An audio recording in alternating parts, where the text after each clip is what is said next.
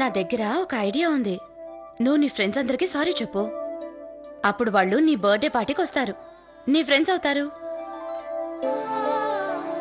నేనెవరికి sorry చెప్పను. నువ్వు నాకు ప్రామిస్ చేసావుగా నేనేం చెప్పినా సరే చేస్తాను అని. ఆలోచించు.